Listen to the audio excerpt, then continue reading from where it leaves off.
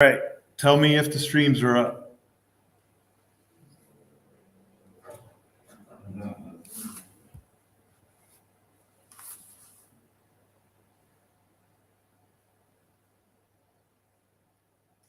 Is it on YouTube? Probably. Yeah. Love We- that confidence. We will get started in just a couple minutes.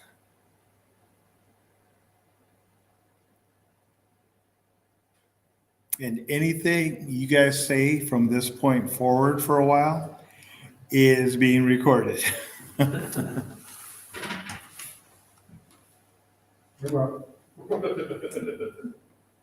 F it up, Esquire.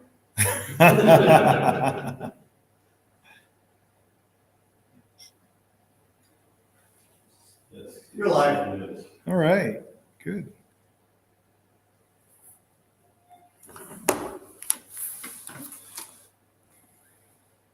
And what's our time look like? Close enough, right? 7:29. All right.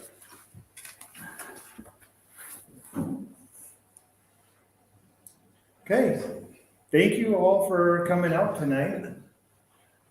This is going to be great. So I am Esquire Triggs, and I am going to be talking about the National Cybersecurity Strategy. Actually, there's a projector over there so that I can see what I'm talking about. But I'm also going to be talking about imposter syndrome, because I've noticed that whenever I have conversations with anybody in IT, and often in other fields, imposter syndrome comes up at one point or another.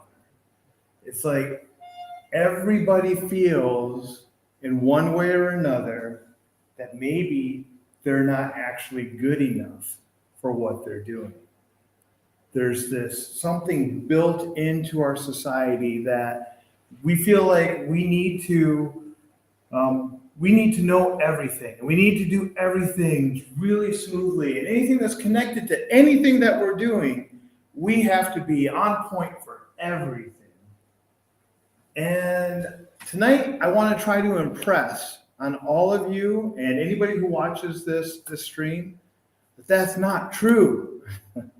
None of us can be all of that. And it's okay. And you're going to see me do a lot of awkward things because I have a camera over here too.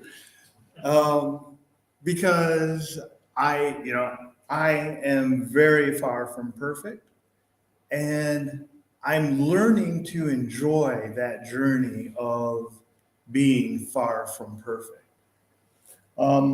So to give a little history, a little background of me, I started working in the computer industry in 1997.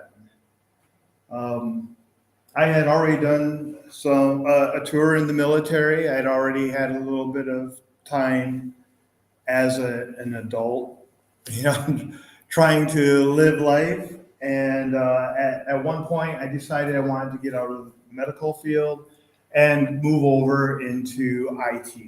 IT had been a hobby of mine ever since I was really, really young.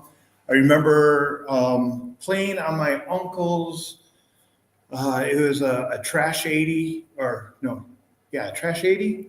Was that what they were? The TRS? Yeah. I love that thing. It was a great computer for me. It was kind of simple. It worked doing Oregon Trail. It was amazing.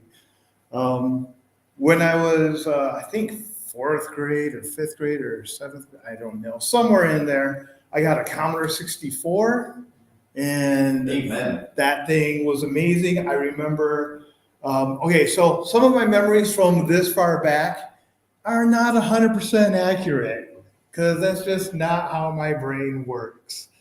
But I remember one of my friends had a VIC-20. I had a Commodore 64. Another one had a Commodore 128. And I remember us in one of those computers having a tape drive connected to it. And we would stick a cassette tape in there, press play, something about typing load, the name, comma 8, comma 1. I didn't remember that 15 minutes ago, but because I'm talking about it now, that came back. Like I just remember us setting that up so that we could play some really cool games on it and then going outside to play while it was loading. It took a little while for it to come back around, so we'd run in and we would check to see if it loaded right, and if somebody hadn't come in, usually a parent, and like stopped it, and then we would like go back out and play and come back in. It was probably like 30 seconds we were outside, but it felt like 10 minutes, you know. So with that, having that history of loving computers and like being curious about them. I used to get the Commodore magazine, and there were a few of them. But I remember opening up the magazine, and in the back there were like pre-written programs, and I would just copy the code, like every sprite by sprite, and I would set things up exactly as they said, and it invariably wouldn't work, and I would have to work my way through figuring out what did I do wrong. And then usually I was able to, over time, get it to work, or get a friend of mine over to help me out, and then I was able to get it to work.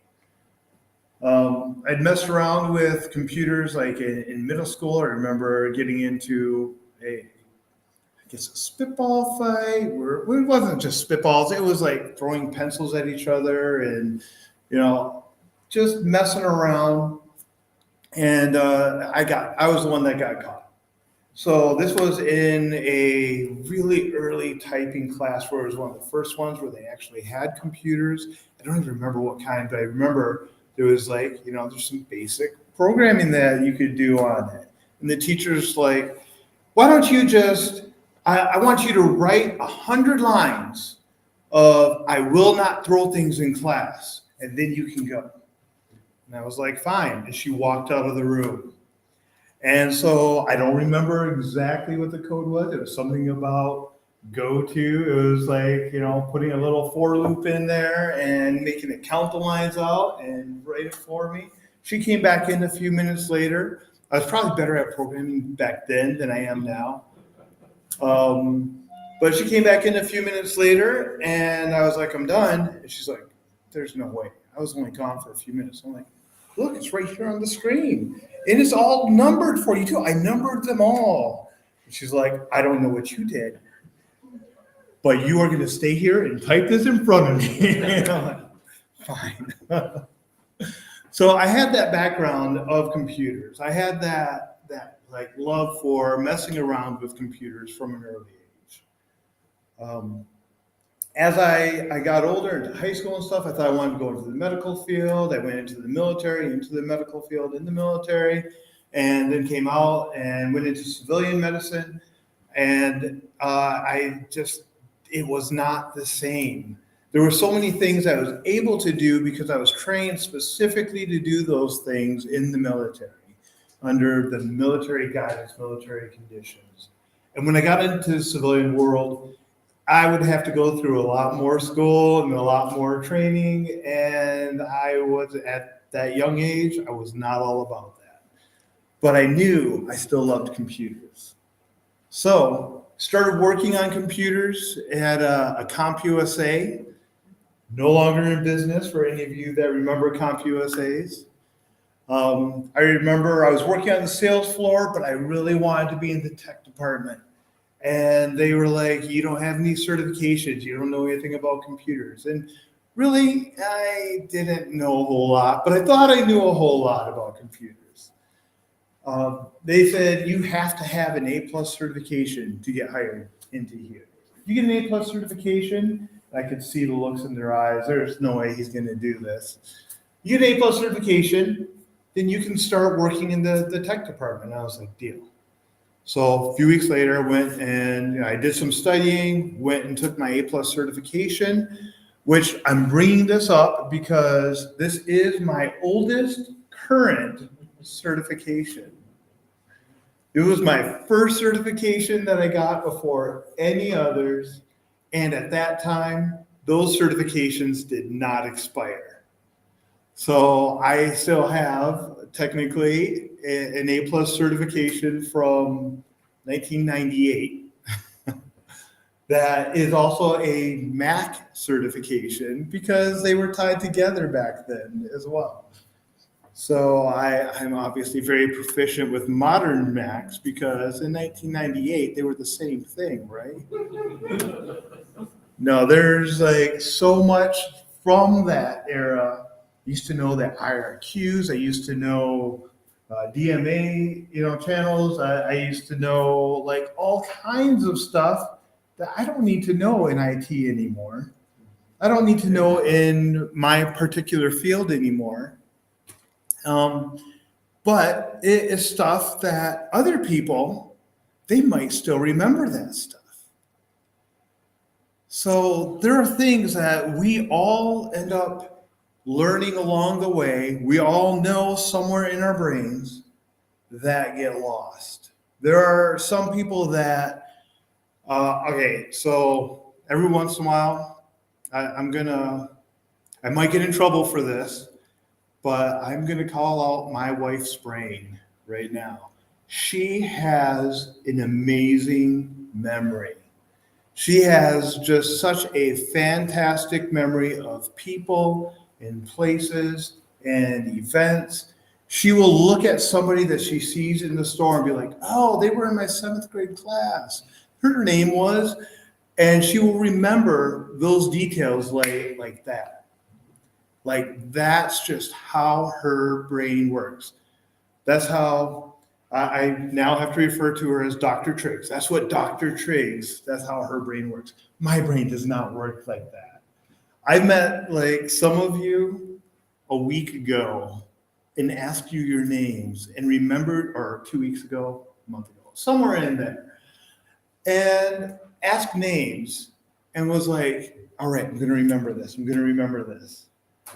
And as that night went on, I do pretty good for that night, remembering things. But then, like some of you walked in tonight, and I was like, okay, what's your name again? Because it wasn't there, it wasn't right there. But as soon as you said it, it brought up your name, some of our conversations. Like my brain works in a different way than my wife's brain. She has instant recall on a lot of things. For me, my brain works in a way where I get recall through connectivity. I get recall through if we're talking about something, things start to spark in my brain. And when they spark in my brain, I remember all the things I was distracted by when that was that conversation was taking place. But sometimes those distractions aren't distractions. Sometimes they're just more context of what the situation was. And then I've had to learn to put all that together, which I think has really helped me being in IT. We in IT so often have all of these different pieces, all these different parts. We have different things that we need to know, and then they connect to other things. And there's a lot of things that as we're working in IT, as we're working in IT, there isn't documentation for it. There isn't somebody else who's necessarily done the exact thing. So we have to figure out how to put that stuff together. So because our brains work differently doesn't make one better than the other. But it's just, it gives us all our own unique talents, our unique ways of handling things. All right, so with that, I'm going to actually go over to some of my notes that are over here. And I will do that periodically. And actually, tonight, there's probably going to be a lot of times that I come over and I actually look at this camera, which is actually me looking at my notes over here on the computer.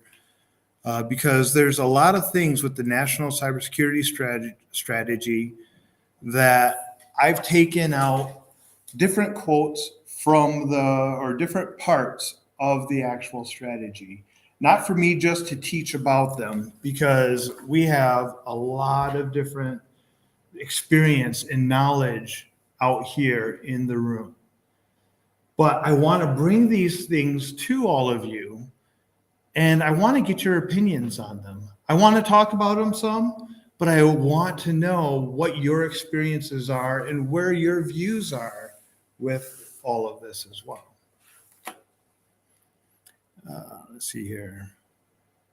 Oh, so I actually have a note on here that says I'm supposed to be talking about what are some of the causes of imposter syndrome. And the first thing I have on there is like ADHD type symptoms, where you lose track of your thoughts, your trains derail. And you're probably going to see that with me all night long. So just to prepare you that that's something that I do. Okay, so with imposter syndrome, I'd like to hear what you guys think some of the causes are in our industry that cause people to feel like, oh man, I don't know if I'm really good enough for what I'm doing. I don't know if I have everything it takes to do this job. Like, why is that so prevalent in our industry? Richard. Because we don't talk about it enough. This is why I'm glad you're talking about it. So earlier today, I was asked by a coworker, hey, so we're doing an IoT project and we need advice on how to get all these SSL certificates to be cycled every once in a while. I'm like, great conversation. Have no idea how to do that. Sorry. Like, It's certificate lifecycle management Yeah. stuff. like Yep. that's not my domain. And so I feel a lot of times that I have imposter syndrome because people will ask me those kinds of questions. It's like, I wish I knew, but there's so much in the realm of security, I can't know everything. Right. I'm one person. We should probably find that guru, but I'm pretty confident that the one person that knows how to do that is also a writer of OpenSSL. Yeah, I totally agree. Like, with working in our industry, everybody thinks that we should know everything about everything IT related. But it's just not possible. And I 100% agree with you that part of it is we don't talk about it. We don't actually bring up, like, it's partly because of that imposter syndrome. We don't bring up, I don't know. I don't know this. There are things that somebody else knows better than me. And I know, okay, so when I started working at CompUSA, started working in the tech department, that's when I found out how little I knew for that time period, because fixing computers was not what I had been done. I built computers. I had played with video games. I had tore them apart and put them back together. But actually fixing a computer without just wiping everything out and putting all new stuff in place was not what I knew. And I remember asking a boss of mine back then, was like, hey, I am struggling. IT was different in 1998. IT was not as friendly in 1998. I remember asking, how do you fix these things so fast? Like, he just obviously had the knowledge. He obviously had techniques that he was using and tools that he was using. And I was like, how do you do this? And he goes, you go over to the computer and you figure it out. And that was it. Like, that being raised up in IT and having that mentality has now come back on a lot of us to make us feel like we should know everything. But it's not true. There's no way that we could. Any other thoughts on why we have that imposter syndrome so prevalent? All right. So I was having a discussion with my boss this morning, and this dude is so insightful. He is. I've been really fortunate to work for really good people for a lot of my career. And this dude and I, we were talking about trust. And he was telling me he had a manager at some point or a director at some point that once a month would have these meetings and would just talk about trust. And he would talk about how our community needs to be built on trust, how our organizations need to be built on trust. And I'm not talking about certificate lifecycle management and trusts that go along with that, or trust between domains, I but would say, zero trust? Isn't yeah, that's kind of the opposite direction. Zero trust. Well, our community does need to be built on zero trust, but it needs to be built on interpersonal trust as well. A lot of times, what'll happen is something breaks. Somebody makes a mistake along the way. And how do we react? Somebody asks a question about an area that is our expertise, but it's not their expertise. How do we react? We have end users that we're helping and they have no idea about the technical side, or maybe they have some idea about the technical side, but they ask a question that reveals an ignorance. How do we respond? We respond often, and I am and have been so guilty of this at different times in my career. We respond in a way that's sarcastic or belittling, belittling is what? No, tearing, like shaving down at their person. I don't know, something with belittling because I misspoke that. A lot of times we respond in a way that at the same time destroys their trust in us, that we're going to respond back to them in a way that's going to be supportive. So why would somebody come to me and say, I clicked on a phishing email, I didn't realize it was, if when they do that, I'm like, you idiot, I can't believe you didn't check the header. Come on. You should be checking the DKIM and the SPF and making sure it's all true. I've given you the training on this. How are they going to come to me if that's how I'm responding? Amen. So I want to challenge us as an IT community.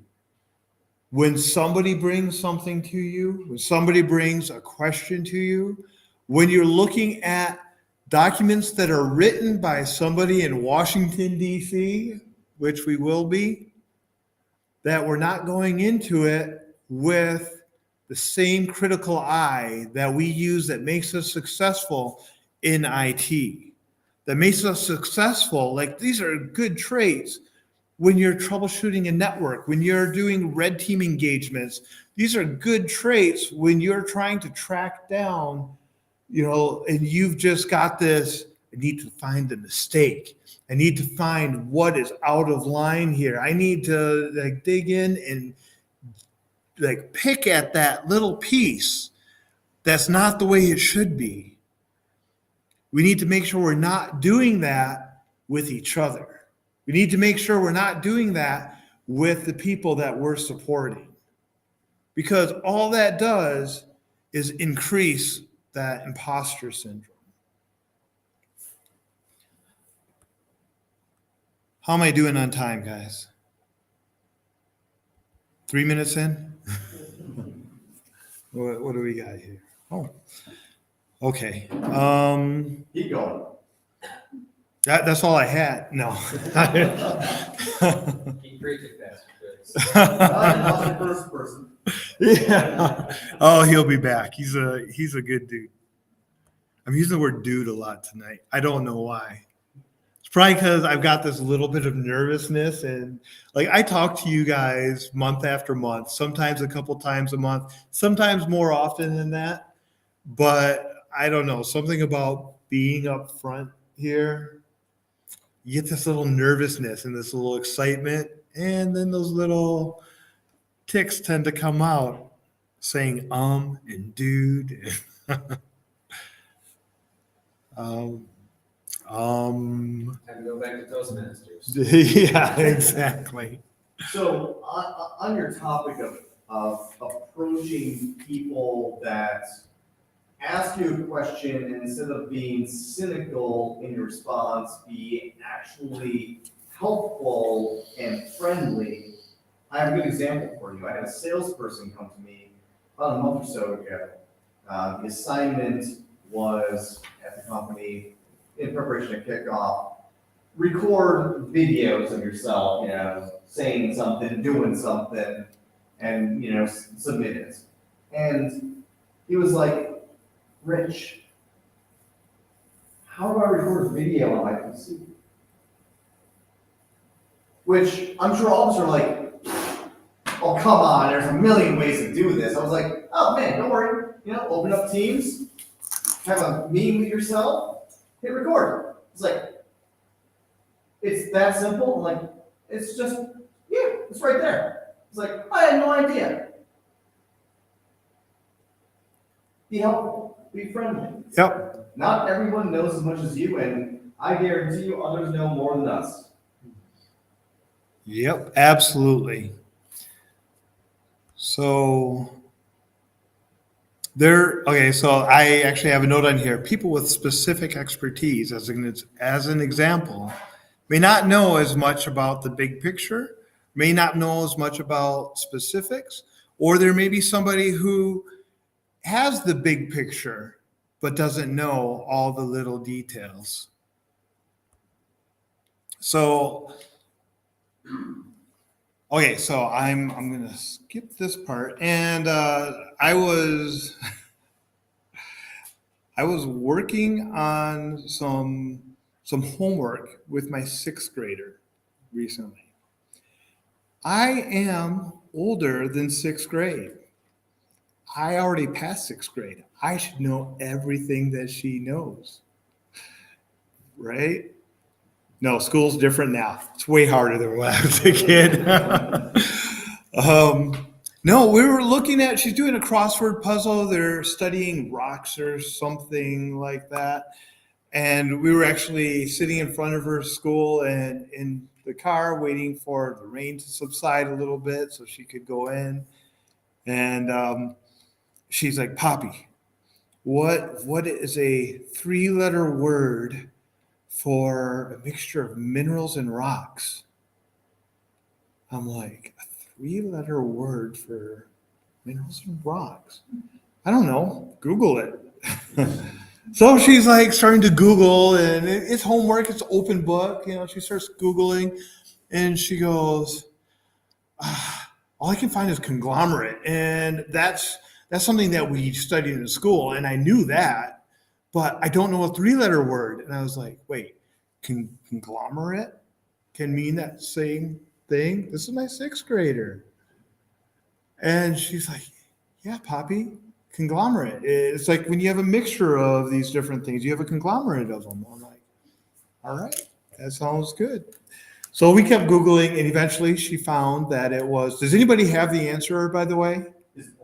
It is ore.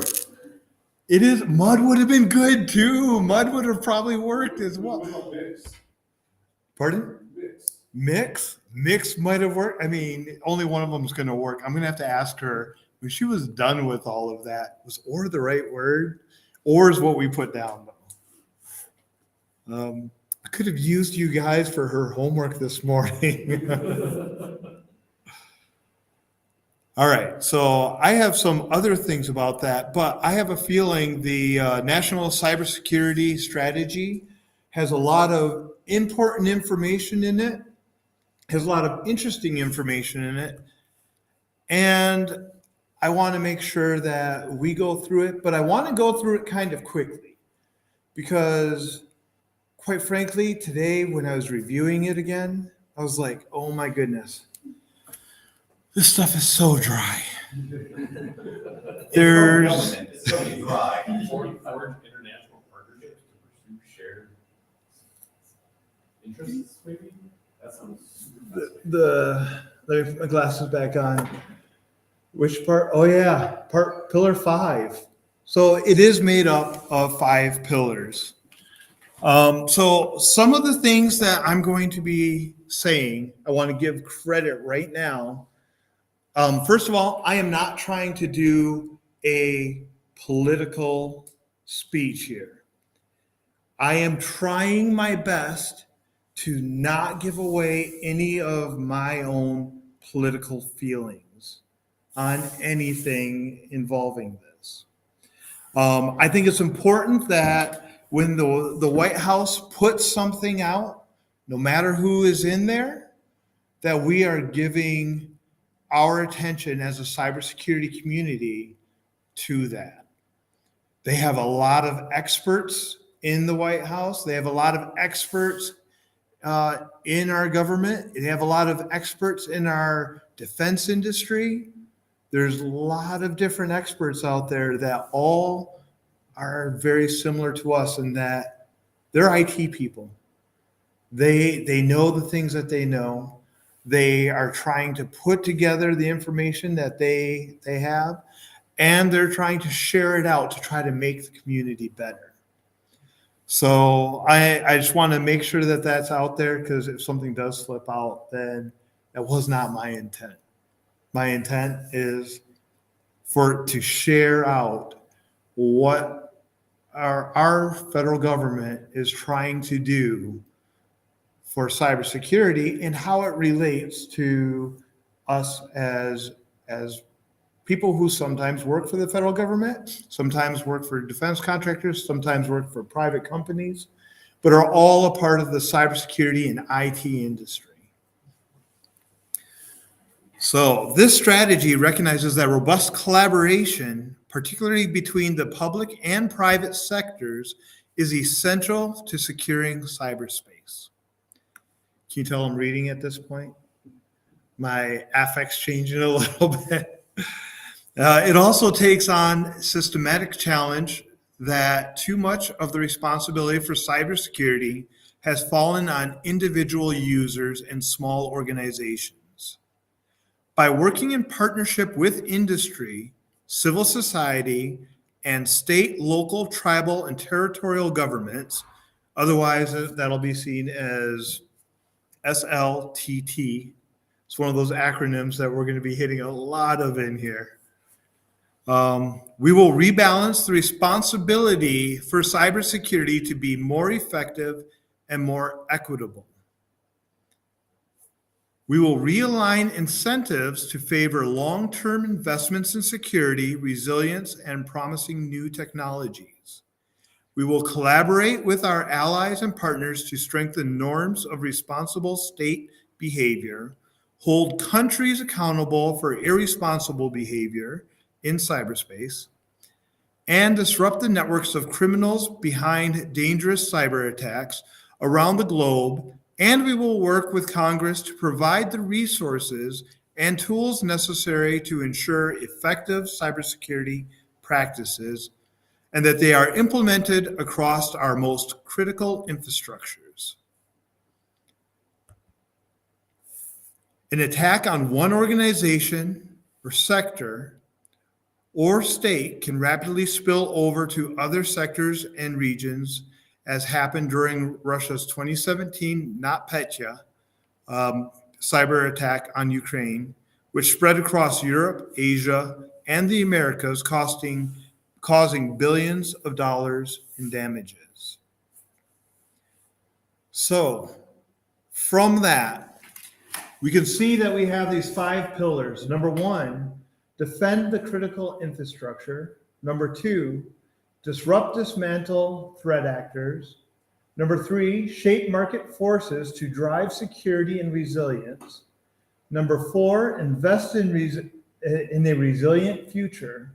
Number 5, forge international partnerships to pursue shared. Values? Implementation on the next line. Probably, yeah, we'll go with implementation on the next line. Actually, I'm gonna say that's what it is. However, implementation is one of the slides farther along in here. So, yeah. Shared information, maybe? Implementation seems. I'm pretty sure it's values. Yeah, we'll go with It's from the government, you have to use government words. government word, yeah. It'll come up here. I'll have it on a different slide as well. So as we're going through this, these are some of the things that I want us to be thinking about all the things. This doesn't just affect our companies, it affects other companies that are bigger than ours, that are smaller than ours. It affects mom and pop shops that are part of the supply chain to the government. It affects states that are also in that supply chain to the government and are receiving federal dollars. So if we're doing any work for states, if we're doing any work with the federal government, if we're doing any work for anybody who's connected to that, these concepts are things that are going to roll down to us. So know the acronyms, which I don't know all the acronyms that are in here. So I'm going to challenge you. If you see an acronym, if you see something, say something. Now, if you see an acronym, then maybe look it up. If you're watching online and you see an acronym, pause and look up what is that all about? Because I don't know all the acronyms. I know sometimes they are executive orders. Sometimes they are specific. Richard hates acronyms, which is why he left. It's totally okay. Now, like sometimes they are different organizations that have been set up by the government. Sometimes they're different programs. Look this stuff up. There's a lot of interesting things that we can find through that. Also, as we're going through this, that first slide, we were talking about how there are going to be resources put out there for cybersecurity. I'm sure you guys have all heard the term follow the money. That's a lot of, whether it's temporary or permanent, that's a lot of possibility of where we can step in as cybersecurity people and get a piece of that pie. Help our businesses get a piece of that pie. Help our customers learn how they can use some of this, whether we agree with how this money came about or not, how they can actually use this to help better their current situation. So that goes to does this cost the government money? Yes, I know this comes through taxes. Does this cost the industry money? Is this something that's just being another regulation being placed on us? Is this something new? Is this something that's trying to push the boundaries of where we are, whether it's going to be successful or not in its current implementation? Is this something where they're trying to move forward? Sometimes got to take a deep breath up here. Is this something that is old and that's just being restated? There's a lot of things in our industry that we've been saying over and over again for years. And they are things that they're just rehashings or modifications. Sometimes those are not good. Sometimes we keep making tweaks to them and they're actually pretty decent at this point. So just kind of be thinking about that. Could this relate to my industry? Is there anything where I connect to anybody who this could be relating to? And I do have I always have other stories and stuff. So if it gets too dry, just tell me to go back to the first slide and I'll like peek in there and be like, okay, so here's a story that I'm going to pretend that can relate to what we were just talking about.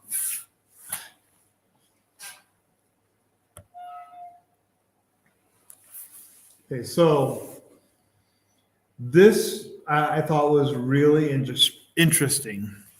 So one of the things that was brought up in the National Cybersecurity Strategy document was some of the governments that we are working against, we are trying to secure things, and they are very heavily supporting advanced persistent threats. In the document, okay, who here has guesses as to who they might have been talking about?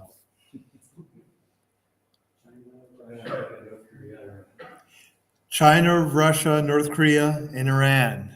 My notes say China, Russia, Iran, and North Korea. So, no, you guys are on point. And I was looking up APTs, and I came across this site. And, okay, at the top, I have the site that this map came from. I don't know if you guys have looked at the different threat maps that are out there. They're so much fun. Use those to show your executive leadership. Because although you may understand that these attacks are happening all the time, everywhere, every day, not all of our executive leadership does. Use those to show your customers. Use those to show like your end users, because it brings it to life for them. This map right here, when you're actually at that website that I have up there, it is a super cool spinning globe that has all of these different APTs marked on them. You can click on the map to stop it, click on any one of those, and it'll give you a description of the APT. I can see a little excitement out there. It's kind of fun. I'm just curious if it's okay to ask a question. Yeah, absolutely. What about the four little dots right there, smack dab middle of the United States of America there? Oh, yeah, that's interesting, isn't it? So on the next slide, no, there's some there, and it's kind of interesting when you look down here as well. A little Brazil, like one little thing here, a little Mexico going on. So I was debating whether to bring this up or not, but there's this floating out to space here. I believe that are the aliens that are also participating in these cyber attacks. No, that's the satellite. Let's just be honest. It's the one satellite. Yeah, you say it's satellite, I say it's aliens. You know, who knows who's right? Tomato. Yeah, there's also included in there criminal syndicates. Those have been growing over time. Cybercrime is a big industry. It's got a lot of funding behind it, whether it's nation state or a criminal syndicate. Those are all things that they don't just affect just the major governments. They affect the weakest link in the chain. Who's going to have more cybersecurity in place in cybersecurity training? The mom and pop shop or the defense contractor or the federal agency?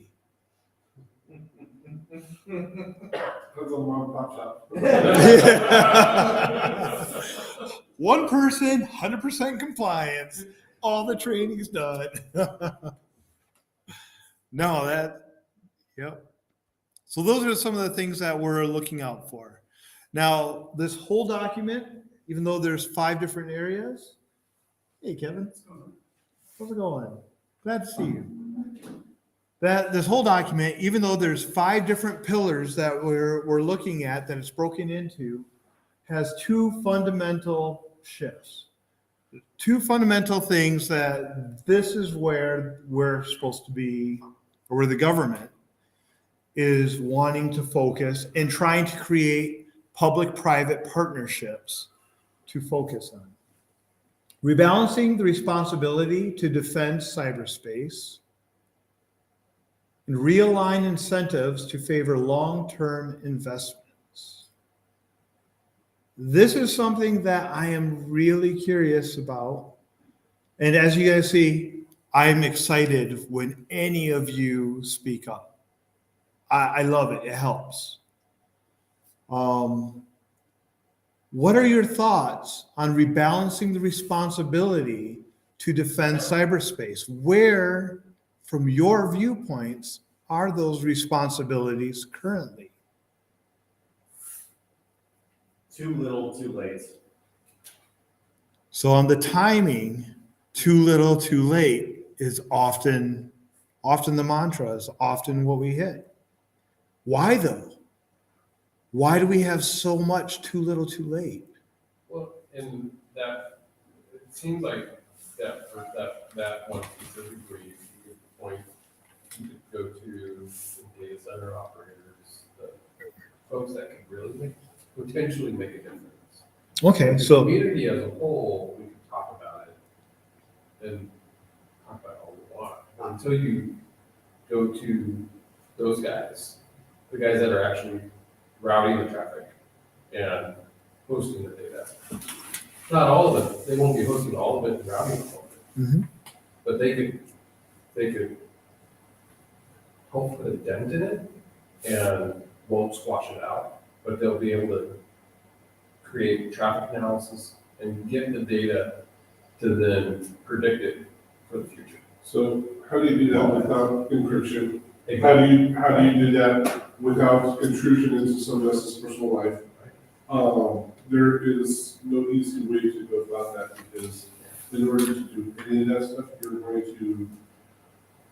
to step on people's toes. Yeah. You're going to invade their personal lives. You're going to expose their personal beliefs and ideologies way more than anybody's willing to do about. And so, I don't see as them being able to be an inspector of the stuff for what's really good about our personal freedoms. And they've already tried to do that. The government's tried to do that in the past. I mean, It's not going to happen. I wish I had a microphone to pass around because both of those points were so amazing. Not going to tell the people online what they were, but they were, no, I will. So first point was data centers, different places that are actually routing the traffic, parts of the infrastructure of the internet, having them do traffic analysis, having them like look for attacks and stop them before they actually hit. The second point was you can't do that when there's true encryption in place. You can't do that without stepping on people's personal liberties. You can't do that without, exposing people's beliefs and categorizing people in those ways. And those are both absolutely amazing points for all of this. So some of the things, I'm not going to read all of my notes that I have on this, but there's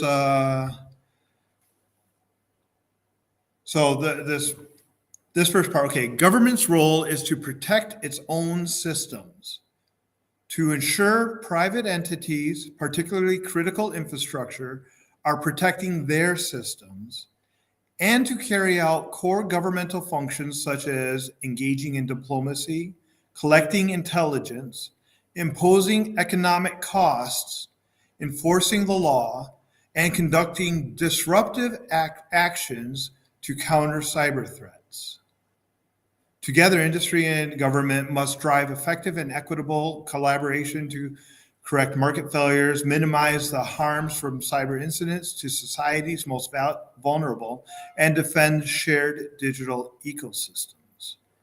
That sounds a lot like the first point to me. Sounds a lot like, let's get to the infrastructure side of things. Let's look at, and one of these things, since we want to talk about this from a business standpoint, is imposing economic costs. When I was first reading on this, I saw some articles out there that were talking about how this is most likely going to affect PCI compliance. This is going to most likely affect SOC compliance. This is going to have some roll down into HIPAA and FERPA. This is going to hit a lot of different companies. Where do we have current costs that come around? Well, if there's a lack of due diligence, then you have a breach, that's cause for fines. That's cause for a cost to be placed on your company. They're in this pushing for imposing economic costs. Economic costs don't necessarily just mean that for those who have a breach. There's also in here individuals, small businesses, state and local governments, and infrastructure operators have limited resources and competing priorities. Yet these actors' choices can have a significant impact on our national cybersecurity. A single person's momentary lapse in judgment, use of an outdated password, or errant click on suspicious links should not have national security consequences. Our collective cyber resilience cannot rely on the constant vigilance of our smallest organizations and individual citizens. This strategy outlines how the federal government will use all tools available to reshape incentives and achieve unity of effort in collaborative, equitable, and mutually beneficial manners. That's from page 4 and 5 on here. There's a lot of ways that could go. There's a lot of things to keep in mind as you're setting up your security stack, as you're improving your security stack. Okay, so this is where I'm going to start going a little bit quicker. We have pillar number 1. You all know how to read those pillars up there. But each of these pillars has different strategic objectives. So establishing cybersecurity requirements to support national security and public safety, scale public-private collaboration, integrate federal cybersecurity centers, update federal incident response plans and processes, modernize federal defenses. So in this part, there's a few things that I found very interesting. Remember I said, keep in mind, is this new? Is this old being restated? And where are the costs from? With this, there are lines in there. There's a portion in here that says, this administration is committed to improving federal cybersecurity through long-term efforts to implement a zero-trust architecture strategy and modernize IT and OT infrastructure. Is that new or is that old, or how would you guys classify that? Old and existing. Old and existing. How many of you in here have completely adopted a zero trust architecture? Define zero trust architecture. How many in here have completely adopted a zero trust architecture? I would guess none of us have, because there's so many different pieces to zero trust. It's going to be a long time. Zero trust hasn't been out there for 20 years. It's been out there for 5 years, maybe longer. It hasn't been out there that long though, but it's kind of like IPv6. How many of you in here are using IPv6 across your networks? 100% or some ratio. 100 for you, 100%? We're not 100% yet, but we're close. You're getting close. Okay. You're the exception. There's one person in here. IPv6 has been around for a long time.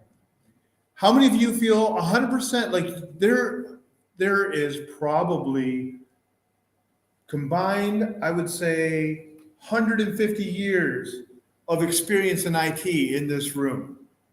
Most of it's mine because I've been in this a long time. No, there's a lot of you that have a lot of great experience. How many of you feel 100% confident in your IPv6 security stacks? Oh wait, let me pull that back down. There's no way. So this is one of the things that we're going after here. Now, it also says cybersecurity and infrastructure security agencies, cybersecurity performance goals, and the National Institute of Standards and Technology Framework for Improving Critical Infrastructure are going to be the basis for all of the requirements, new or old.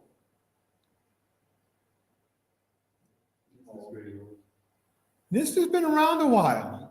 I love NIST. I think it is so great, all of the documents and all of the different things that they put forth.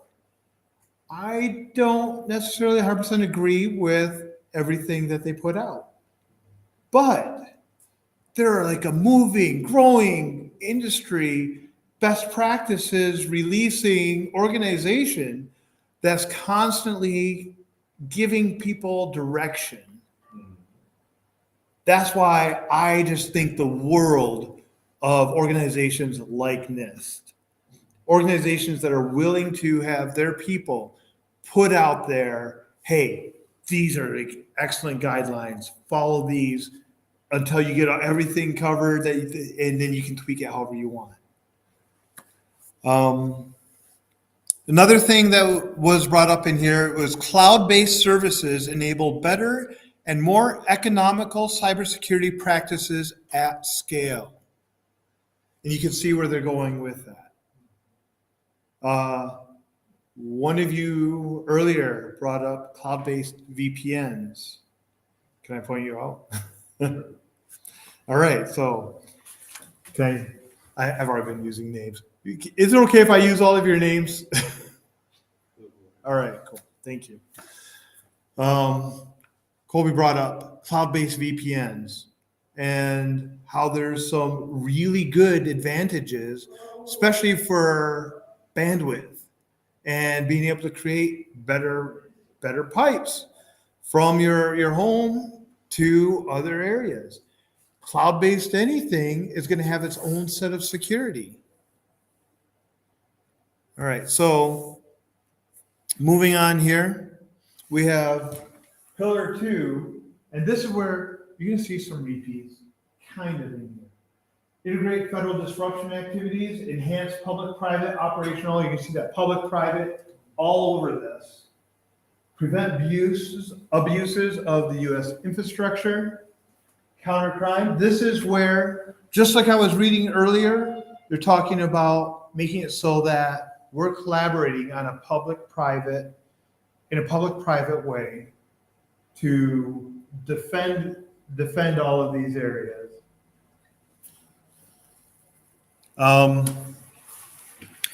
So there's a focus on multi-agency collaboration within this section of pillars. There is a focus in here that I found very interesting from the federal level. It said open source cybersecurity intelligence and private sector intelligence providers have greatly increased collective awareness of cyber threats, but national intelligence that only the government can collect remains invaluable. This is page 16 for strategic objective 2.3. Something to marinate. If only they would share it more often.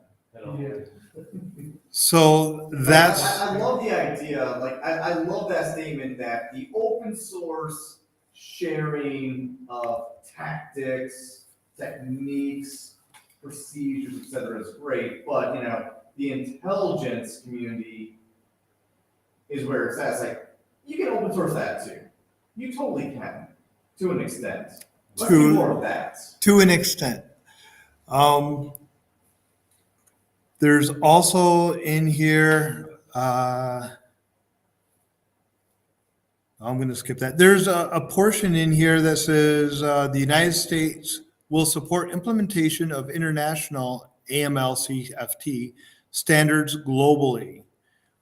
One of the points that they were making in here is that they want to align our compliance. They want to align our direction with international organizations' directions. What does that mean? Does that mean that they want to put like more GDPR, but on the US side? Or does that mean that we just want to connect with other government organizations? That's going to be something that we'll have to see how this all works out. Pillar 3, we want to shape market forces to drive security and resilience. Through all of here, they're talking about, well, this number 3 is really where a lot of this stuff ends up going. We want to shift the liability for insecure software products and services. So the people that are, remember earlier we were talking about how they're shifting the liability to our infrastructure. And we had a little bit of discussion about how that can affect people's personal liberties as well. They're also shifting it to the manufacturers of software, of devices.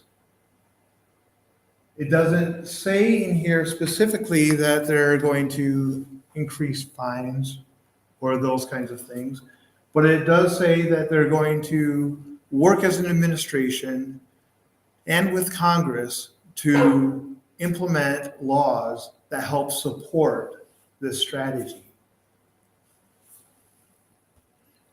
Now, while we were having that discussion, it was obvious that there were different camps in here for how to look at this. But there was also this great listening to each other and working together on, yeah, these are issues from both sides. And so that kind of collaboration is stuff that just needs to keep happening throughout our industry. Since this has been released, there have been at least 2 successful lawsuits that I'm aware of under the False Claims Act for businesses dealing with federal government entities, directly pointed to these objectives on why they sued under Quaitan whistleblower allegations for defrauding the federal government tied to cybersecurity standards. Okay, so for those of you online who probably couldn't hear that, there have been multiple lawsuits since this has come out, 3 weeks ago?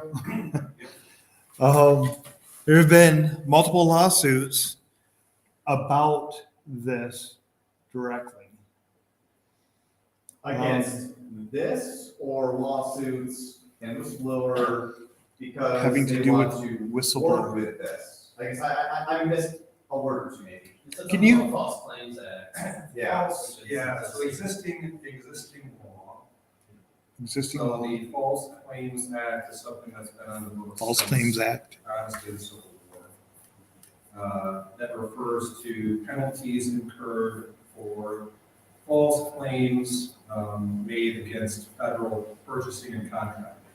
So essentially, if you do business with the federal government and they prove that you did not hold up to your claims, you defrauded the government in some way. If you do business with the federal compliance government, or you don't hold up to your purchasing claims. They can sue you for They can multiple sue times you. the agreement. Yeah, And this is being pointed back to because the government is suddenly being more aggressive in terms of enforcing false claims in the realm of. The government suddenly cybersecurity. being more aggressive in enforcing false claims. so it was the government suing?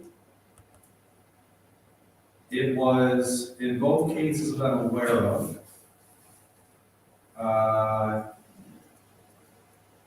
yes, it was the Justice Department settling a cybersecurity lawsuit based on false claims related to cybersecurity compliance, that the government is now being more aggressive in enforcing based on discretion. Yeah. So it's being said that the government is being more aggressive to enforcing cybersecurity compliance for anybody who has contracts with them. On page 22 for strategic objective 3.5, the Civil Cyber Fraud Initiative, CCFI, uses Department of Justice authorities under the False Claims Act to pursue civil actions against government grantees and contractors who fail to meet cybersecurity obligations. So even though this had just come out 3 weeks ago, the government is already pushing against contractors and people working under government contract if they feel like they haven't met their compliance the way the government would like it to be met.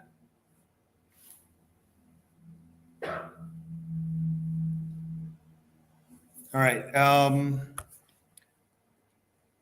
Pillar number 4. Thank you so much for that, by the way. That was good information. For pillar number 4, we're looking at investment in the resilient future. There are, as we know, the government is looking at how they can invest in cybersecurity. I heard something like in this current budget, it's $3.2 billion that's supposed to go towards cybersecurity. I don't know if that was approved or if that's still in the works. Proposal. But it's been proposed at that level. A few minutes ago, we were talking about IPv6 and how it is the future and we all have it implemented and all feel totally comfortable with security. I had that wrong. Hardly any of us have it implemented and hardly any of us feel comfortable with the security that goes along with IPv6. On page 24 for strategic objective 1, secure the technical foundation of the internet, we must take steps to mitigate the most urgent of these pervasive concerns, such as BGP vulnerabilities, unencrypted DNS requests, and the slow adoption of IPv6. So that'll be the next thing on your compliance list, right, everybody? Let's push IPv6 out. Now, I don't know how they're going to handle IPv6. I know that there's going to have to be a new push for cybersecurity education in order for us to be able to deal with IPv6.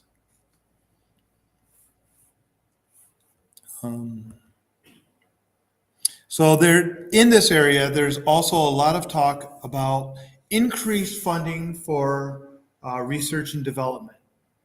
We were talking about earlier open source. There was mention of open source being favored in some ways.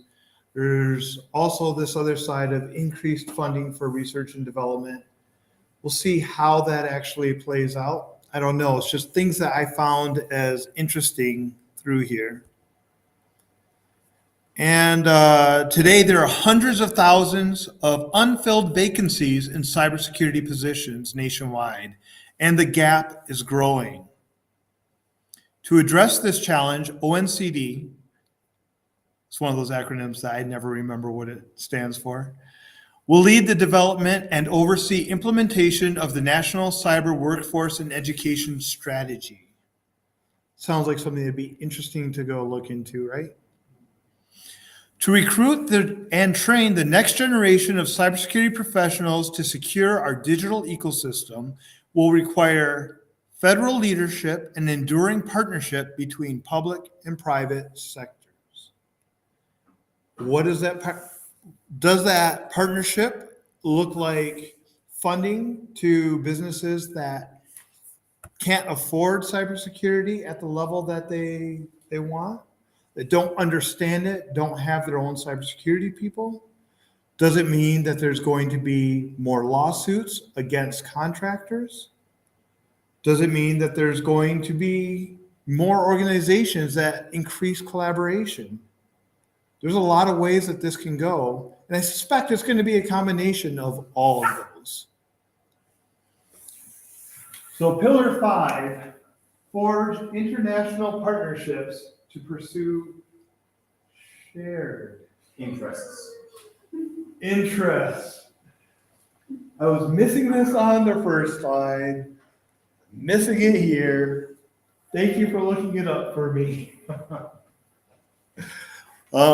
So this seems like what we would expect. Looking, It's goals. it's goals. Yes. Goals, interests. Same. Exactly. Okay, goals. You found it as goals? Yeah, it was on the way out. It's probably version 2. You were wanting over documents, you read them all. Let's just be honest. Maybe you fell asleep every time. Yes.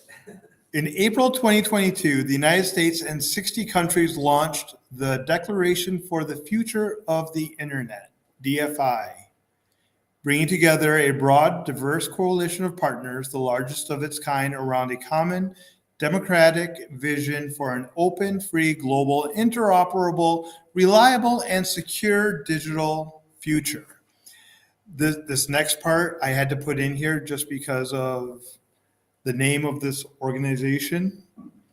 Furthermore, multi-stakeholder partnerships and coalitions that also include private sector and civil society organizations, such as, did anybody else read this part? I thought this was pretty amazing. Christchurch call to action to eliminate terrorist and violent extremist content online. .org. Best URL ever. The recent cyber attacks against Costa Rica, Albania, and Montenegro have demonstrated allies and partners who fall victim to a significant cyber attack may seek support from the United States and allied and partner nations to investigate. Just wanted to throw that out there because a lot of those places sound like places I would enjoy visiting. And there may be some new opportunities as we start collaborating with other countries. Maybe we can just all go as like a MISEC or an ISSA meeting and go visit Costa Rica together. I'm not opposed. You know, the whitewater rafting in Costa Rica is world renowned. That I would be willing to put that to the test. I said group drowns in Costa Rica. Here's your headline. No, we don't want any. Sole survivor. We don't want any headlines that say MISEC group drowns in Costa Rica. Not the goal, but it would make for a good story, I'm sure. So with implementation, there is pretty much everything that you would think in here. Everything that we were just talking about of the government wanting to work with private sector, the government wanting to prosecute private sector if they don't meet their responsibilities, the government wanting to fund more research and development, the government wanting to help, and granted, this is a government document, so everything that I'm going to be talking about here is going to be the government wanting to help push things along in this direction. All of those things were included here. Now, with the strategy, there are certain things that can come up, like with the court cases that we were talking about. We were also a little bit earlier talking about how this could affect PCI compliance.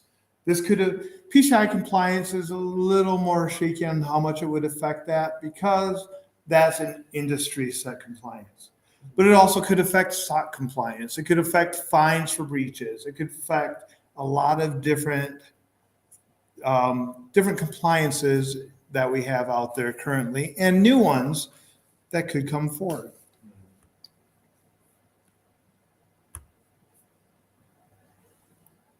All right, so with that, there's a lot of different parts to this.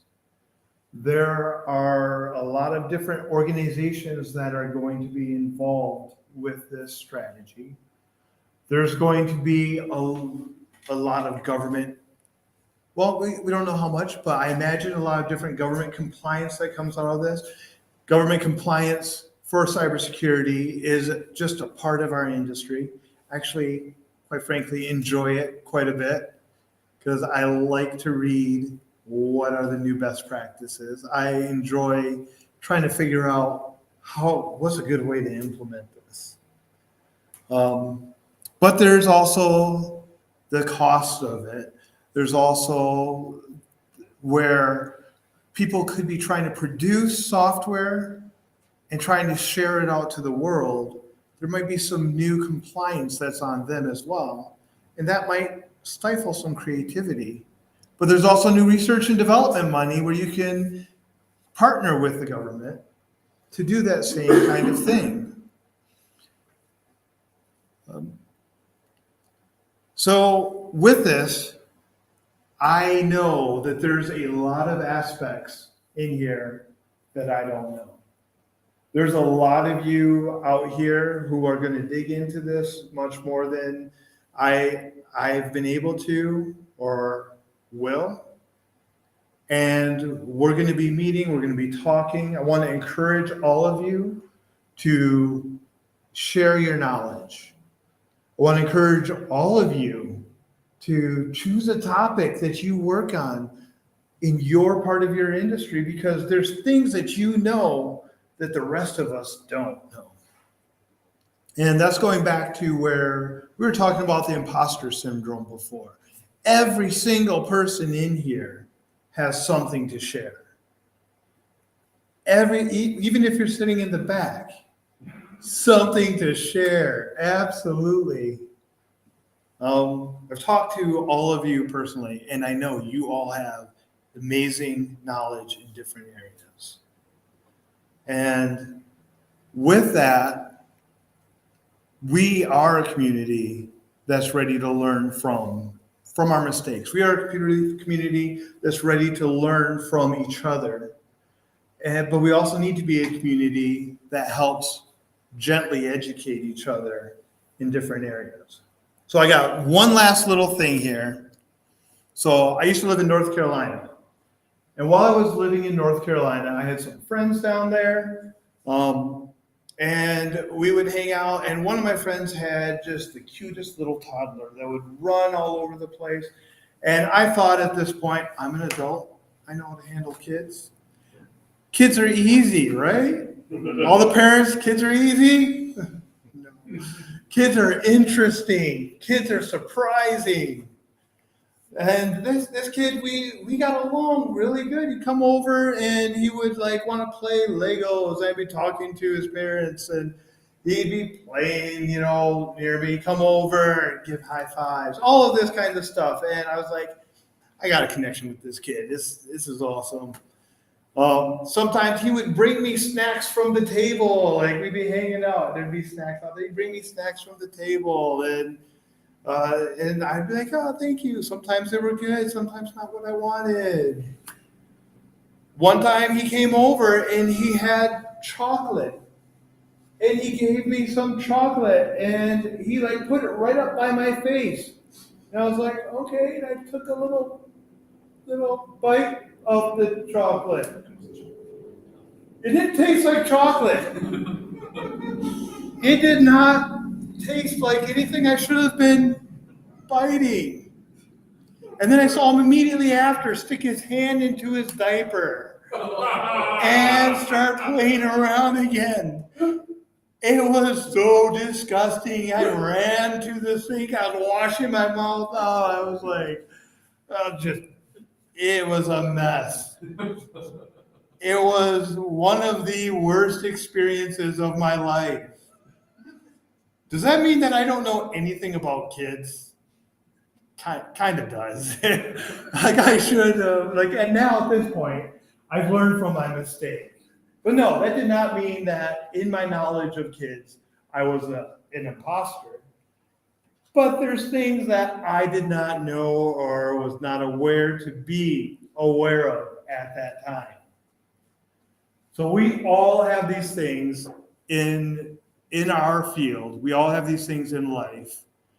Everybody is experiencing the imposter syndrome. Everybody, can't say everybody, but most people I know have some form of it going on in some part of their life.